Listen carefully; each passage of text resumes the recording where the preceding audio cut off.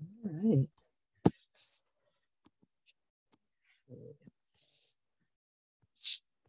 Welcome, everyone, to the information session on the Redwood Region R.I.S.E program.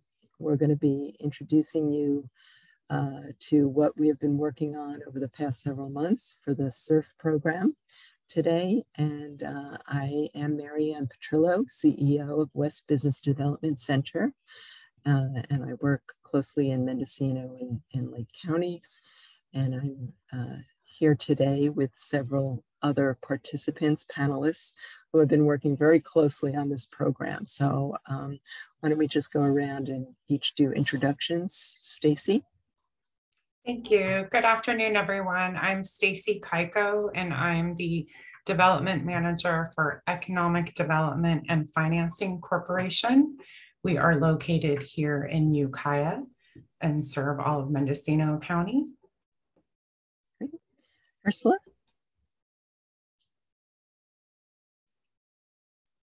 Ursula, would you like to do your introductions? Hello, I'm Ursula Bischoff. I am the Director of Public Investing and Innovation at the Arcata Economic Development Corporation.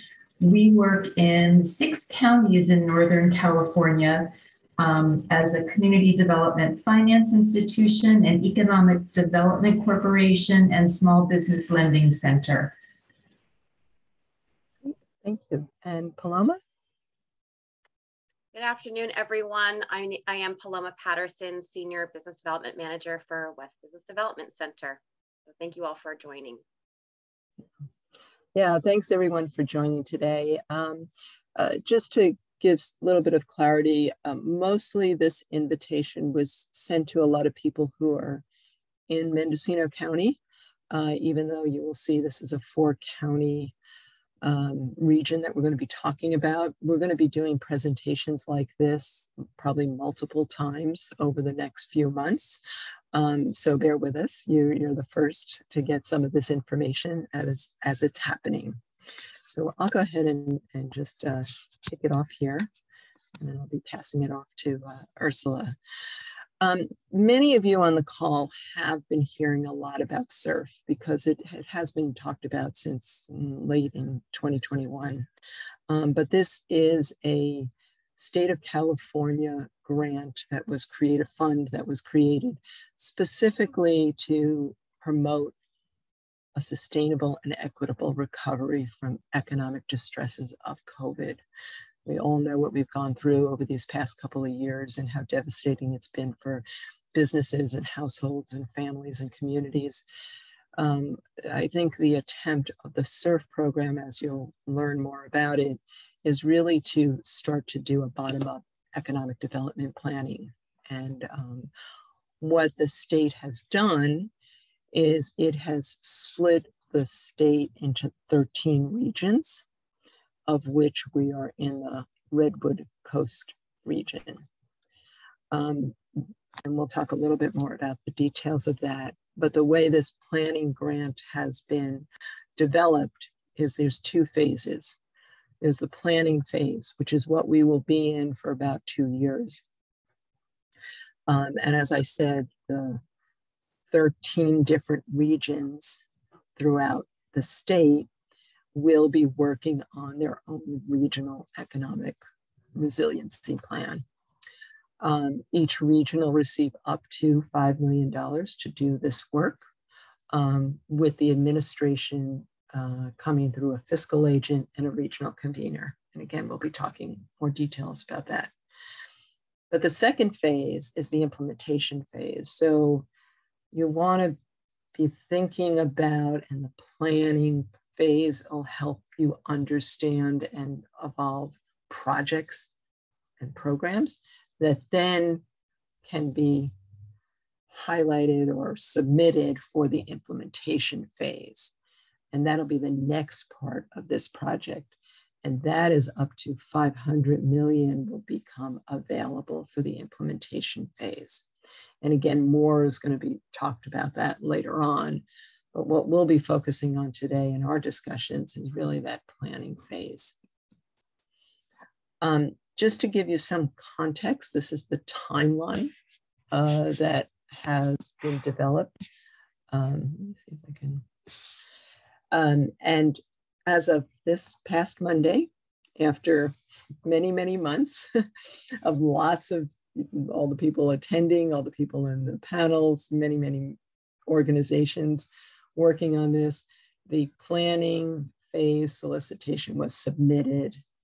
Thank you to AEDC and CCRP for doing the heavy lifting on July 25th. And this is why we're having this presentation today, is because that proposal has now been submitted. In September, we'll find out the grantees that are chosen. October, begin to finalize the contracts and phase 1 of the awardees. And then in early 2023, the state will start to release information about the implementation phase. So with this, Ursula, if it's okay, I'm going to turn this over to you to talk a little bit about the region and why we're called Redwood Region R.I.S.E, and a little more details on it. So just let me know when you want me to click to the next slide, and I'll be happy to do that. Thank you, Marianne. Thank you, everyone, for being here. I am delighted to join this group, and I just want to give everyone here who's on the panel a lot of credit, helping to make the proposal happen. You know, Marianne played a really lead role in helping to recruit all the partners we brought to the table, and you'll learn more about that. And Stacy has been with us all the way through supporting the effort. So it's really been a really marvelous time for the folks in these 4 counties to come together and learn about not only the CERF opportunity and what it could mean for us, but also about one another and the great work that's going on across the region. So as Marianne said, our project is called Redwood Region R.I.S.E. And on the first slide, if you remember, that is for resilient, inclusive, sustainable economy. That's what R.I.S.E. stands for. We can move forward to the next slide. And again, I want to give Marianne credit there. She came up with that name. So good names. So when we first started, it was a group of folks, kind of a snowballing effort that expanded the people who joined in meetings to learn about CERF, what the goals were, and what we would need to do. Here, I'm going to adjust my volume as high as it can go. So we got together, a lot of folks got together and started sorting through, what would need to be in place to make this proposal click? Who could we reach out to make sure that all the right folks were at the table? In May, in anticipation of the proposal at the solicitation being released, the foundation, the Humboldt Area and Wild Rivers Foundation, began to host the calls to kind of bring some perspective to what the goals really are. The state had very strong intention in releasing this program and all this funding to involve people in disinvested communities. And they defined this really explicitly as census tracts that were high poverty, high unemployment, affected by environmental degradation, lower than 80% of the median income, and Native American tribal communities. So the whole goal is to really do economic development planning to achieve 3 things. Involve people who typically don't participate and approach it through an equity lens to make sure that they are able to access all the opportunity that we want to support through this process. To do the second thing is build a high road approach, which means get employers and workers together into conversation to figure out what jobs are needed to support our projects, what the jobs should look like, and what training is needed, and make sure that the wages are living wages, family sustaining wages. Okay, so that's another goal. And the third goal is really to focus on climate resilience and carbon neutrality. So those are the three overarching big objectives.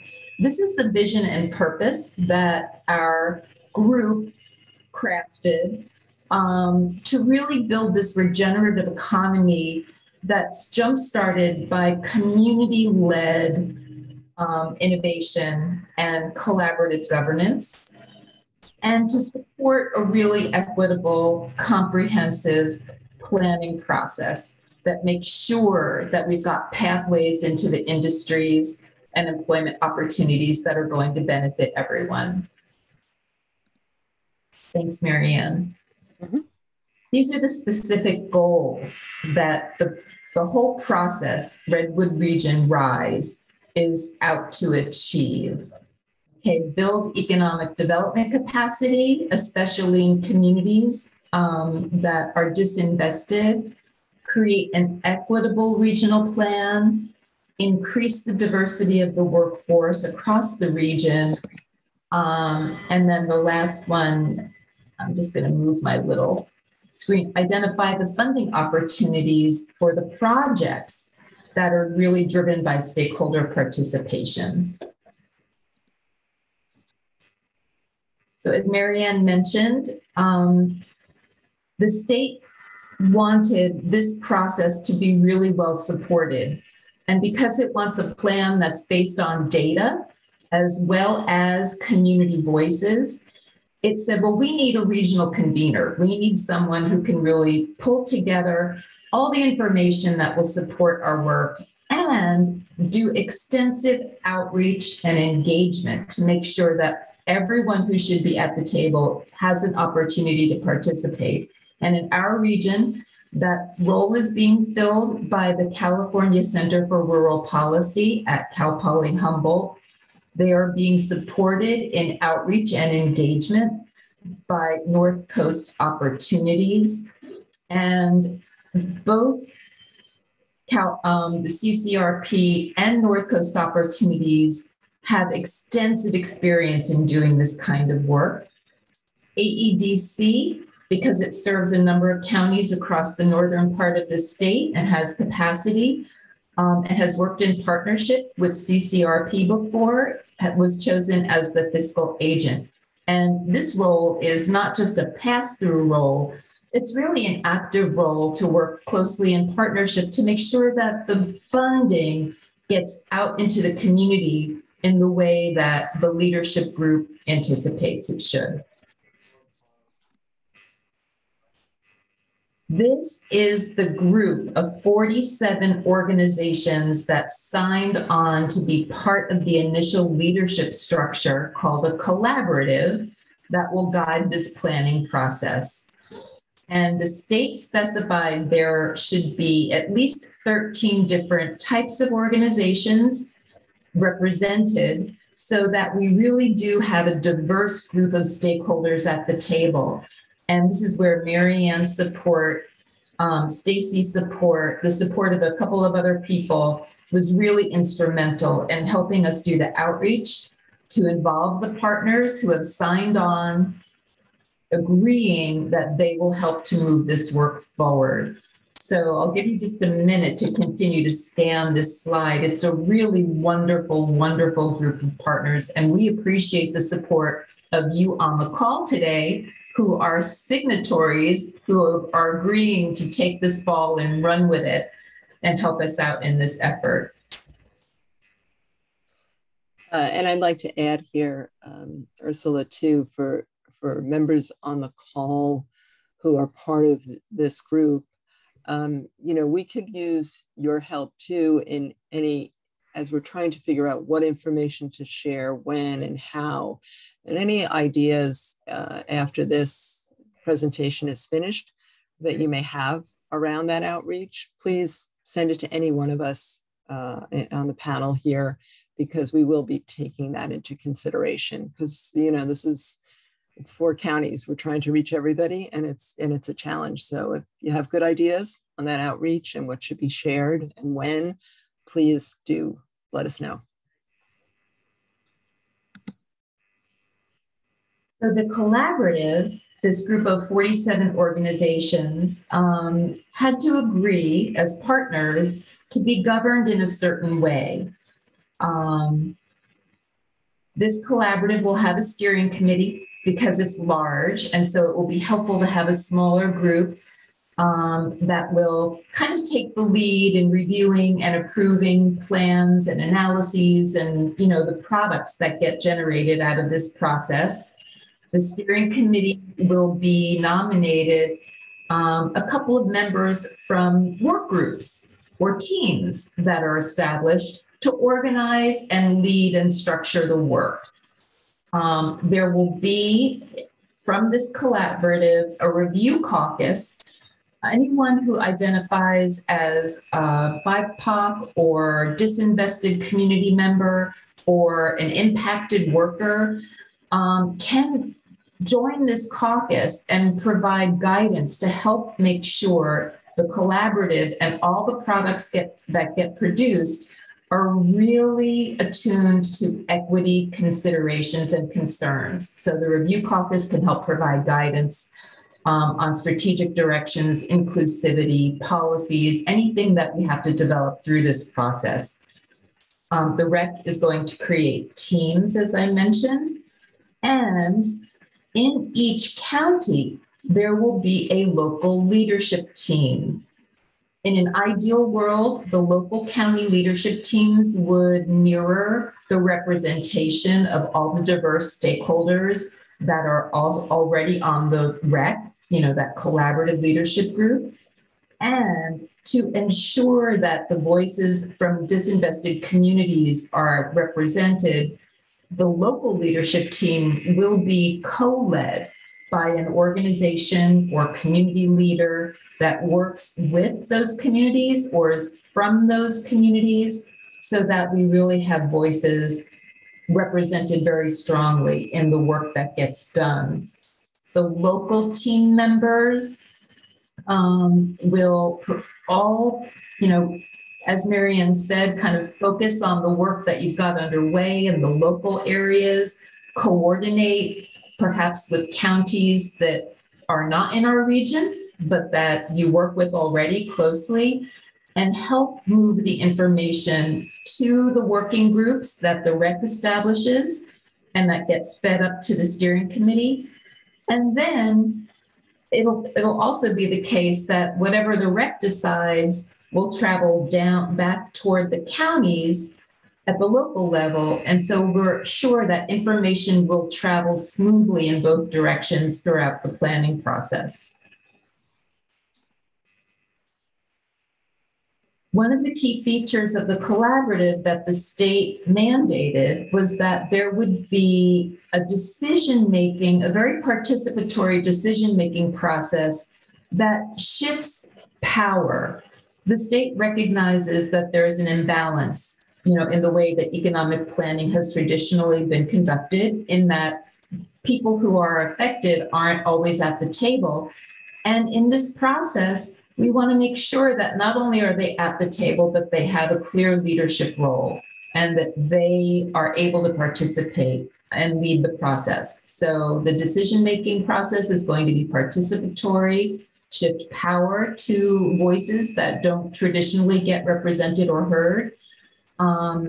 Recommendations that are made for policies or projects or areas to focus on that don't meet that consensus level aren't going to just vanish and go away. They will be put on a parking lot and considered for the future. They might be refined.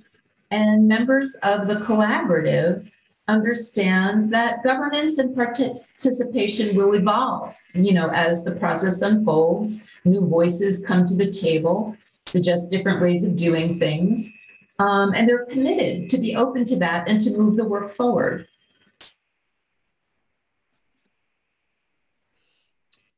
Would you like me to talk a little bit about this slide, Yes. Ursula? Yes. we highlighted here, and because this webinar, as I said at the beginning, is probably predominantly geared towards Mendocino County residents, there's going to be lots of regional projects and partnerships within these 4 counties.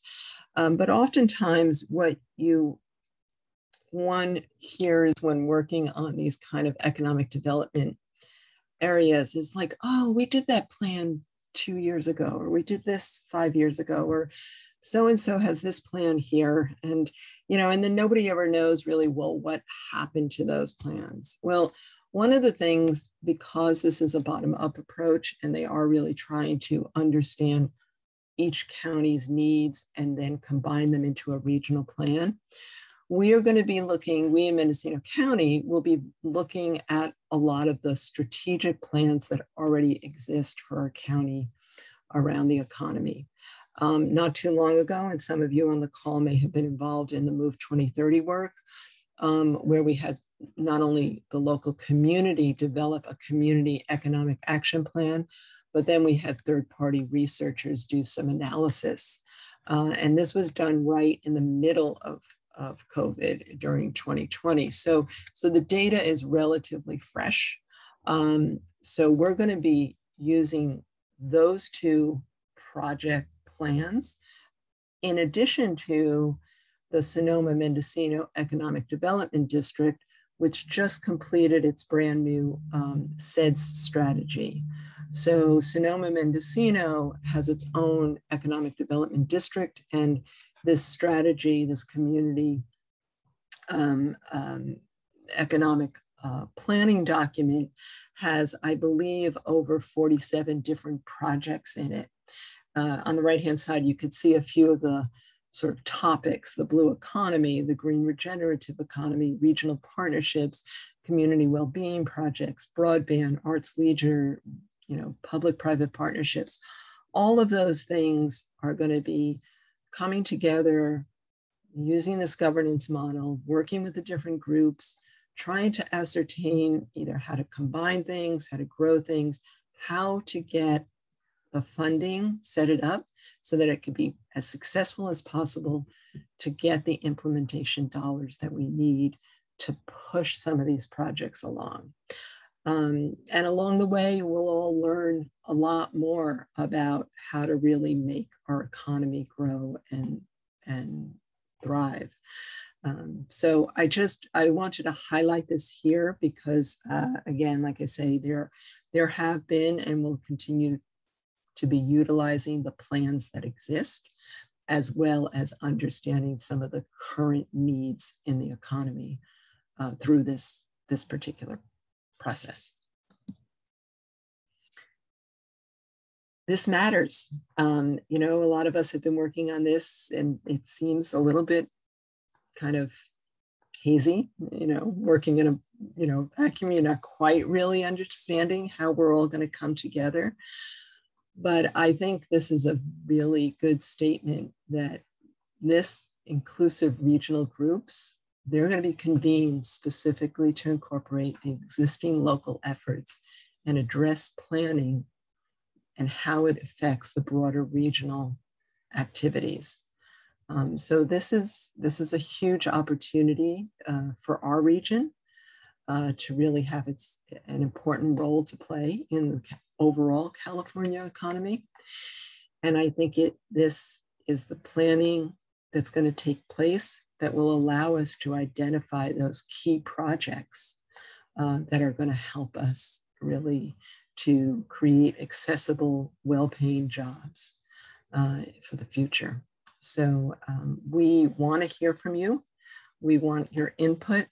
For those of you, even if your name or your organization wasn't listed, this isn't the beginning and the end. And I think we all feel very strongly that this table is large, the tent is big. We want people's input, and there's a lot of us working on this that will fashion something I think that's going to be very beneficial overall to our entire North Coast region. Ursula, Stacy, Paloma, any additional thoughts or comments on this? I think most has been covered. You've stressed that the table is large and inclusive. So I think it's just important, if we have attendees on the call today, if you are thinking of community-based organizations that should be in these discussions, please share that information with any of us and we will report it back to the larger group. West Center has set up a web page, a landing page that has a lot of this information already on it. I will be happy to send this recording as well as this PowerPoint out to all the folks who are in attendance. As things develop, we will put it onto that web page. Maybe there'll be other links in addition, but here's also contact information for the local group working on this. Ursula, any other closing thoughts? I just want folks to know that Marianne has kicked off a wonderful process here to continue to share information. I'm going to be meeting with my colleagues at CCRP and NCO next week. We're going to be planning more webinars to continue to answer questions for folks who are just learning about this process and to tee up the work that we know is coming. Although it is a competitive grant process, all the regions will receive some funding unless they submitted a proposal that was non-responsive, really, truly. So we know that good things are coming our way and we're going to continue to prepare. So stay tuned. Marianne, I'm sure will get you the information, as will we. And we're looking forward, over the next 18 months, 24 months to working together. We're going to create wonderful things. Thank you. Paloma, any questions in the chat? I haven't had a chance to look. Yeah, there is one question that just came in from Pamela. Have the disinvested groups been asked to define or express how they see economic development? Ursula, you want to take that? I think that's one of the things that Tammy has been working closely on, right? Yes. No, the groups have not. To the extent that we've had organizations who are of those communities or work with those communities involved in our proposal development process. We know what some of the concerns are. Even the fact that we've been organized into regions the way we have without necessarily consulting the communities is a concern, but this is just a vehicle that the state has used really rapid progress to push the money out. So it is something that CCRP and North Coast Opportunities are going to be paying a lot of attention to. They're going to be joined ideally by True North Organizing Network and Redwood Coast Action Agency, so that we have a lot of personnel on the ground with a lot of experience in community organizing and outreach. And we will ask those questions. That's the goal. So we want to make good on this, and I know that's the intention.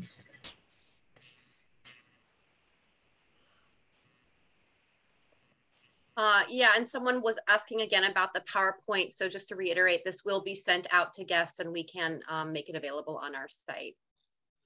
Yeah, anybody who registered for this webinar will get the PowerPoint and the recording, for sure.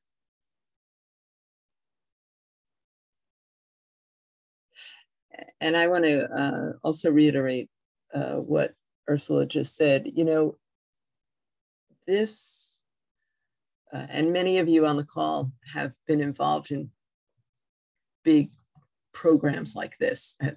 It's messy. It takes different turns. You want to go down one path, and 10 people want to go down a different path, and it's been like that. I mean, it's been really hard to keep everybody apprised because things are constantly shifting. But we have to understand that now the proposal is in. So at least we sort of got our foot in the door now. And now once we get the okay or the green light for that, and I'm interpreting what Ursula, you were saying, then that's when the planning process. So all of the things, we don't know what we don't know yet. Like I said, we have a lot of plans, we have a lot of community input, where we know what the community has asked us for in our county, for instance, and I'm sure that's true in Humboldt Lake and Del Norte. But, you know, it's today, you know, and things change and things shift. So to Ursula's point, we will be convening a lot of these information sessions, a lot of working groups, a lot of education, training, you know, economic development, I believe is a lot of times done in a vacuum, and we don't want that. We want the opposite of that. We want definitely the critical engagement by and from the people who are strongly impacted by the ups and downs of the economy.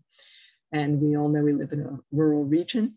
We've got challenges, but we have huge opportunities and huge assets. And I think that's what the state is trying to do, is to pull that out and get it to the front so people understand that.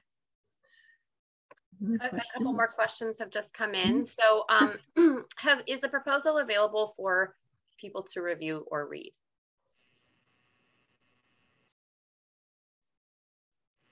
We'd like to make the proposal available, the narrative part of it that explains, there were 4 parts to the narrative. One was the concept proposal that explains what we know about our region now. You know, what we see as the economic challenges, what we see as the economic drivers, who our communities are, what we know about where they are, and the kinds of folks who live there. The second part was a work plan, you know, a rough idea of how this process would unfold. The third part was an outreach and engagement plan, and that outlined the strategies that we'll use to reach people and to organize the work of this collaborative. And the fourth part is the partnership agreement letter that all the folks who signed those letters agreed to support. So we do want to make that available. It's not available yet, but it will be. And we'll let you know when it is.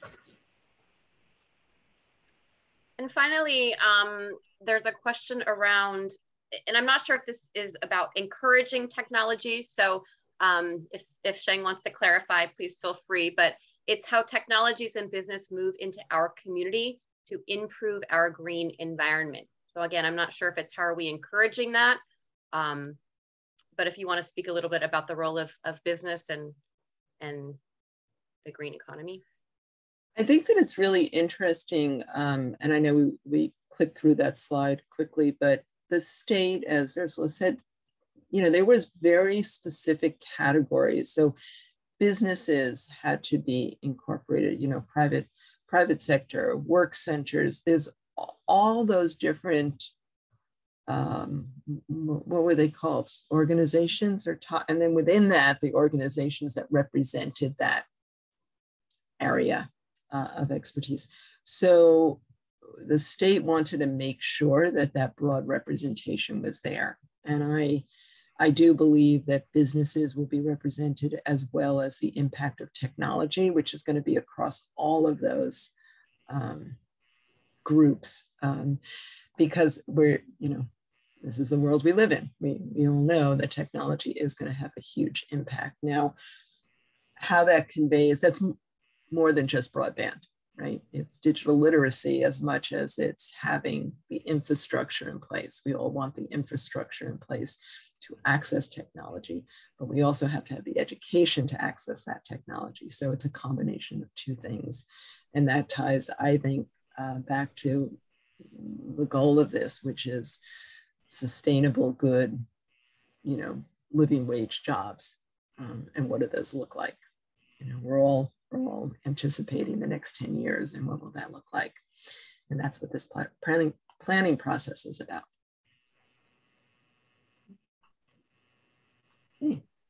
I don't see any other questions. Okay, thank you, Paloma. Well, any other final comments, Stacy or Ursula, on this? Just again, thank you to everyone who is interested, who's participated, and to our colleagues who have done a lot of the heavy lifting. It's really wonderful to be working with such strong partners in this space. Great. Well, I want to thank all of you. I mean, really amazing work. CCRP and AEDC and NCO have been doing as well. You know, behind the scenes, it's been really interesting to see just how much effort it takes to gather all these groups together. So thank you everyone for attending today's presentation. As I said, we will be having more of these. I hope that you do sign up. We have a newsletter alert started. It's on our website. Maybe Paloma, could you put the link in the chat for our page? And if you go to the bottom there is a sign up sheet. So as things come up, we're not going to inundate people's email boxes, but as things come up, or if there, another session like this or some new, when the proposal gets accepted, we'll at least be able to notify you because we know that you're interested in that.